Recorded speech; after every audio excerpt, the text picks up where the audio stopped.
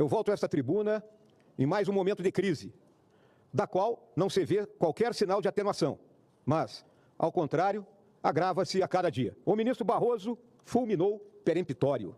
Abro aspas. O que mais falta saber? Fecho aspas. Há muito o que saber, ministro. Falta saber, ministro, como um inquérito instaurado de ofício há mais de 5 anos, sem término à vista, espraia-se por meandros cada vez mais tortuosos e escabrosos. Que lei, que Constituição, que ordenamento legal e processual respaldam esse proceder? Falta saber, ministro, como militares acusados de delitos supostamente cometidos no desempenho de cargos e funções militares são investigados, acusados, julgados e presos à revelia da Justiça Militar. Por acaso, os magistrados que usurpam as competências dos comandantes militares têm ideia do estrago institucional que estão causando nas Forças Armadas, com abalos sistemáticos no seu estamento legal e no sentimento de justiça que anima os soldados em qualquer situação? Falta saber, ministro, como uma conspiração factualmente fracassada ou simplesmente inexistente, datada de mais de 2 anos, explode mediaticamente na cara da nação, sem maiores explicações, além do vazamento direcionado e seletivo de peças investigatórias ditas sigilosas. Parafraseando conhecida alegoria do absolutismo na Prússia do século XVIII, cabe perguntar, ainda há juízes em Brasília? Nós chegamos a um momento sem precedentes na nossa história. Um momento em que, finalmente, o Brasil poderá julgar e condenar na forma da lei uma organização criminosa articulada para perpetrar hediondos atos de abolição violenta do Estado de Direito e de golpe de Estado.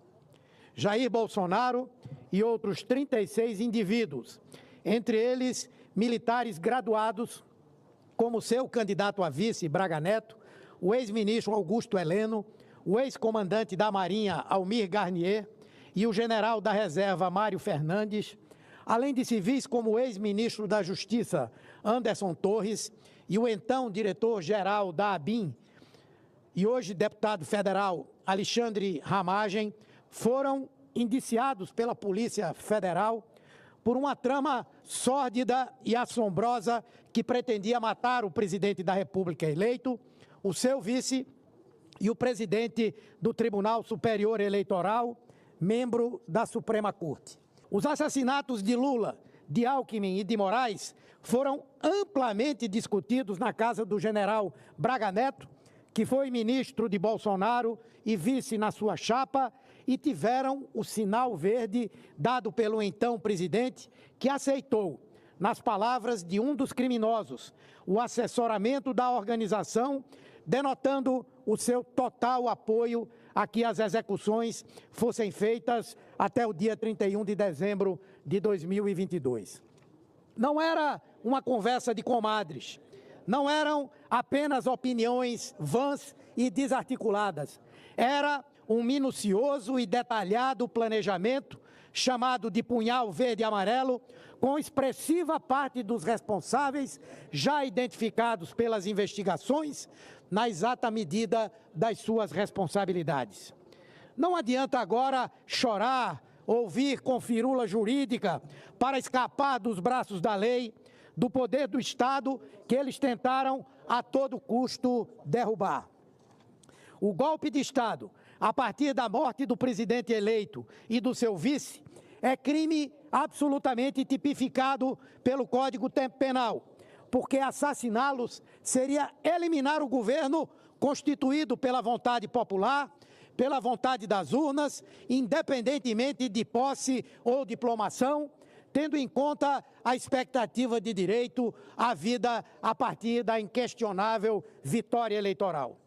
Estamos diante de uma hedionda organização criminosa, gestada dentro de um governo genocida e assassino, que agiu deliberadamente para matar Lula, Alckmin e Alexandre de Moraes, e que certamente estenderia esse extermínio a todos que se opusessem ao golpe de Estado.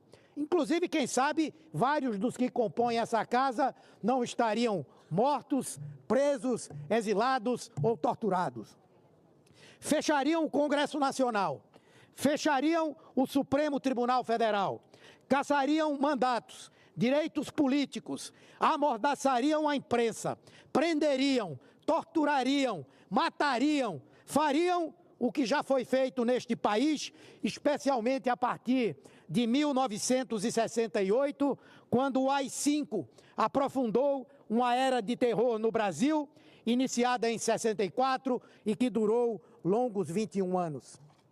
Mas, diferentemente do que houve ali, não haverá anistia. O Brasil não anistiará nenhum bandido, não anistiará nenhum dos criminosos que atentou contra a nossa democracia, contra o Estado de Direito, contra a vontade soberana do nosso povo. Não anistiaremos assassinos, não anistiaremos terroristas. Todos, rigorosamente todos, responderão na forma da lei por cada um dos crimes cometidos. E não adianta vir com essa discussão de que quem pensou em matar não cometeu crime. Primeiro, porque nesse caso específico não foi apenas um pensamento de uma meia dúzia de pessoas.